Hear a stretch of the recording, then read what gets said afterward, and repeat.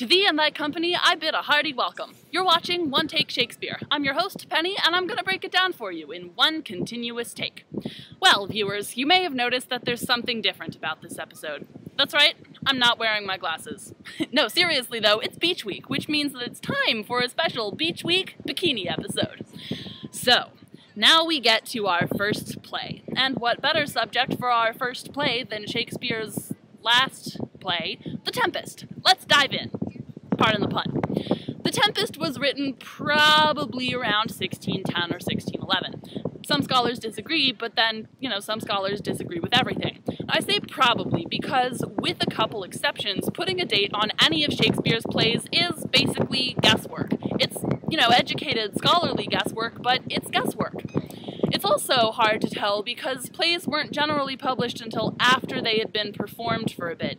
The Tempest wasn't published until 1623. Shakespeare had actually been dead for 7 years, but two of the actors from his company, John Hemmings and Henry Condell, collected all of his plays and published them in one big book that we now call the First Folio.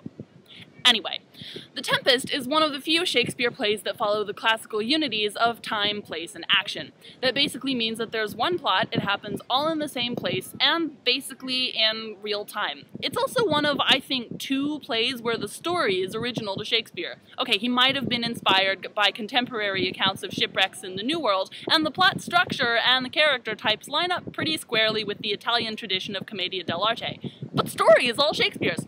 Let's get into it. We open on a boat, which tells you right away that big shiznit is going down. Nothing good ever happens on boats. This particular boat contains Alonso, the King of Naples, his trusted old advisor Gonzalo, his brother Sebastian, and Antonio, the Duke of Milan.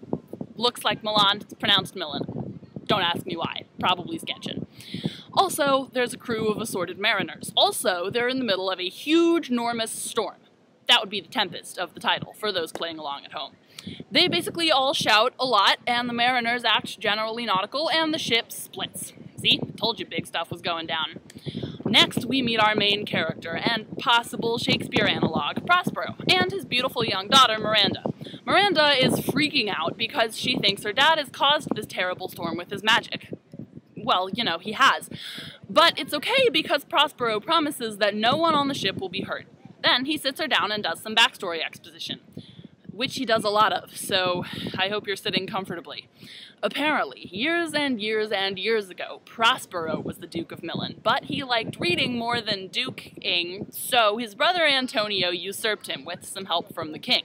Gonzalo, remember him, helped Prospero flee in a little boat with baby Miranda, some clothes and food, and his most important books, including his book of magic. They washed up on this island, where they've lived ever since. And now, here come all of Prospero's enemies conveniently in one little package. So, of course, he's going to shipwreck them on his island and exact his revenge. So then he zaps Miranda to sleep for a second so he can talk to his servant, Ariel, who's sort of this island spirit fairy thing. The previous inhabitant of the island, this witch called shipwrecks, say that 5 times fast, imprisoned Ariel in a tree, which was exactly no fun.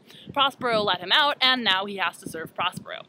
Okay, so Ariel reports on the storm and where on the island he's put everybody. Prospero tells him to go get his invisible on, and off he goes. Miranda wakes up, and they go and visit Prospero's other servant, Caliban, so Prospero can do some more exposition. Caliban is the son of Sycorax. Sycorax. Seriously, that name is so badass freaky they used it for an evil alien race on Doctor Who. Anyway, Caliban is her son, and he's this deformed monster guy. Miranda takes a turn at exposition and says that she taught him how to speak, but all he's done with that is curse at them. See, Caliban thinks that the island ought to be his, since, it was his mom's, and he kind of has a point there. Okay, so Prospero orders Caliban off to go get some firewood, and off he goes, and back in comes Ariel. Whew, this is the busiest deserted island I've ever seen. Ariel is leading Ferdinand, the king's son, who thinks he's the only one that survived the wreck and is accordingly mourning his dead father.